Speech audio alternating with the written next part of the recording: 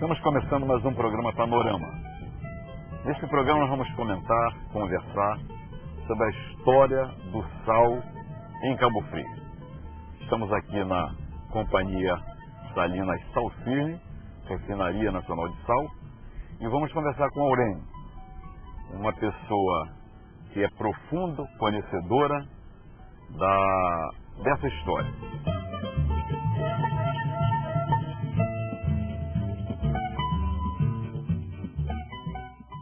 Aurene, como é que começou a produção do sal aqui na nossa terra? Olha, Cabo Frio... Bom dia primeiro. Bom dia.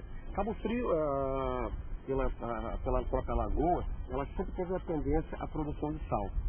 A lagoa de Araruama, por ter uma comunicação muito estreita com o mar, além de ter um espelho de água muito grande, baixas profundidades, e o clima aqui na região ser um clima favorável, sempre foi favorável, a produção de sal foi sempre uma vocação no entorno da Lagoa de Araruama.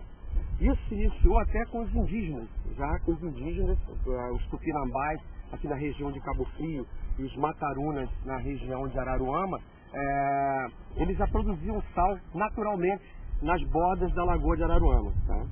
Então o sal, para ser descoberto, foi como fogo pelos índios, não é isso? Quer dizer, a água da lagoa subia, quer dizer, a maré alta, ela inundava alguns setores, quando ela abaixava, aqueles setores então ali cristalizavam. Assim foi então que surgiu o sal de Cabo Frio.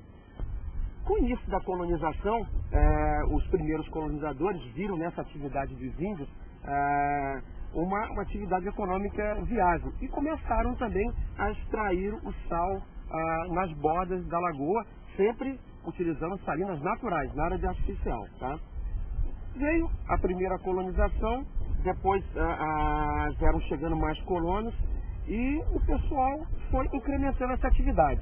Só que é o seguinte, enquanto isso em Portugal é um grande produtor de sal, e os primeiros portugueses chegando aqui viram a produção de sal aqui na Lagoa de Araruama como uma ameaça ao fornecimento do sal competindo com Portugal. O ponto principal, a gente depende muito da natureza, o sal, né? Então, o sal se faz com o quê? O sal se faz com sol e vento.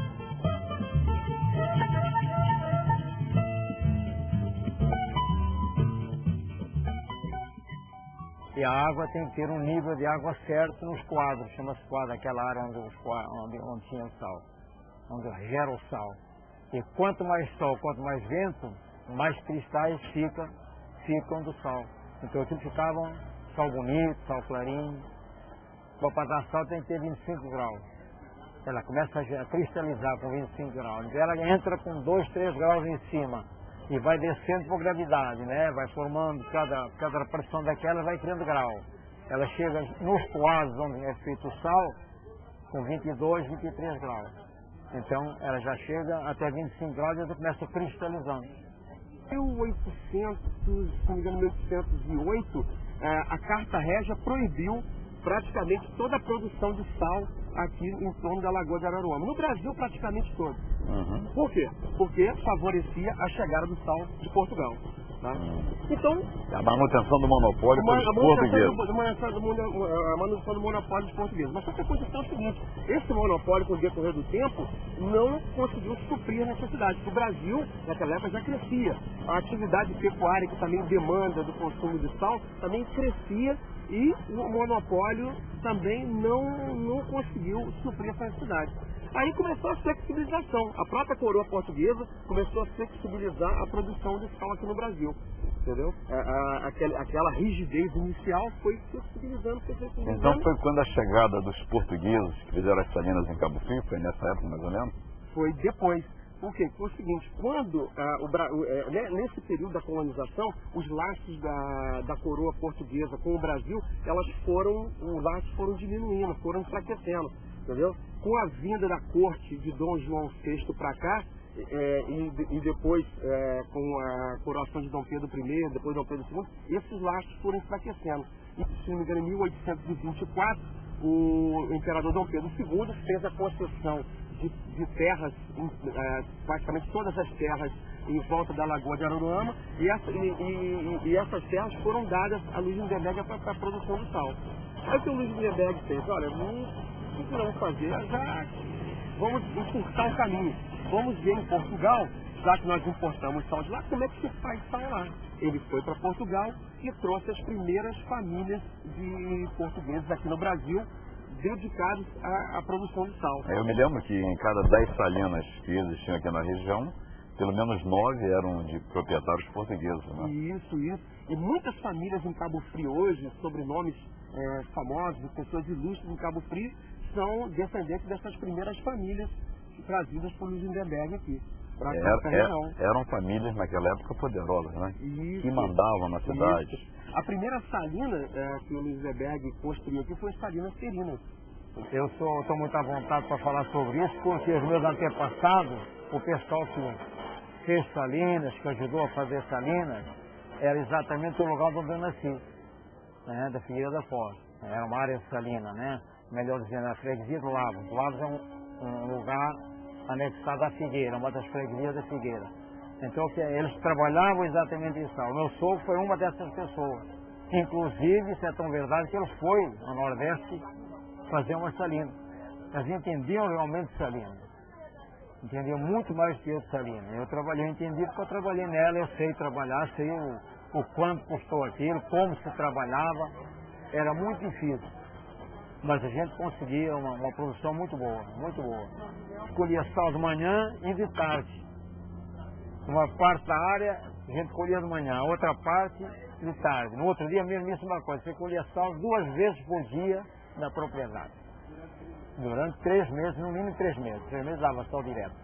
Começava em julho, pouco, agosto, já era mais ou menos, dava pouco, depois ia até dezembro, quando vinha aquelas trovoadas de água, então interrompia. Que enchia tudo de água, acabava tudo. Depois ficava mais um mês para recuperar tudo aquilo.